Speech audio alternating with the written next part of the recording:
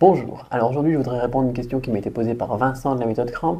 C'est quelle est la différence entre nung, krenung, krui, hui, etc. C'est tous des verbes, des termes que l'on va transcrire, qu'on va traduire en français par pouvoir. Par exemple, je peux parler chinois.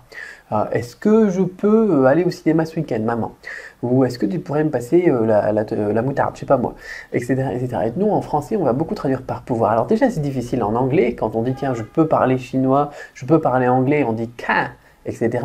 Est-ce que je peux avoir quelque chose? On va dire may I have something, par exemple, n'importe quoi, etc. Donc, en chinois, on a le même problème en fait. C'est plus facile pour un anglophone, c'est plus facile pour lui de comprendre les différentes possibilités qu'il y a dans tout ce qui est verbe de possibilité que pour un français, mais c'est pas grave. Je vais vous expliquer un petit peu en gros c'est quoi la différence et puis vous retrouverez donc le détail.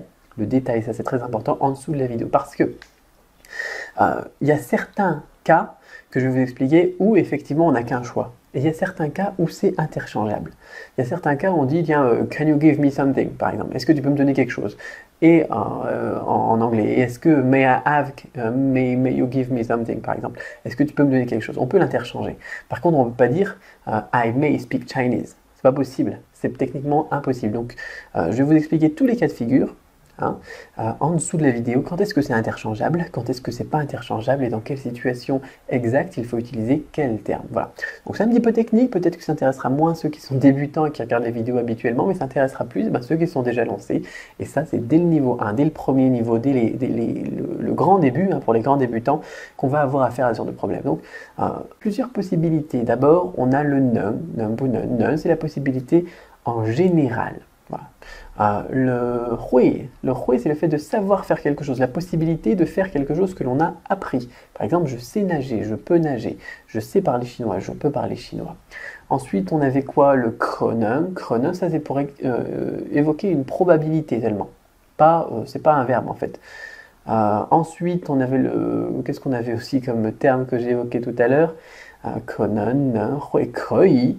Krui, c'est le fait d'avoir une permission, la permission de faire quelque chose. Est-ce que je peux aller au cinéma? Voilà. Donc tout ça, le détail, maintenant je vous ai donné ces trois termes. Voilà. En général, c'est comme ça. Possibilité générale, quelque chose que l'on a appris et une permission.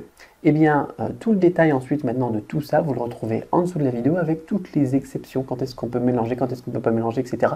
Et bien évidemment, des exemples, plein d'exemples, vous retrouverez tout ça donc juste en dessous de la fiche pratique à télécharger maintenant. Moi je vous dis à tout de suite de l'autre côté. Et puis si vous avez d'autres questions de ce type, un petit peu subtiles on va dire en chinois, eh bien n'hésitez pas à les poser, je me ferai un plaisir d'y répondre dans d'autres vidéos. Allez, à bientôt.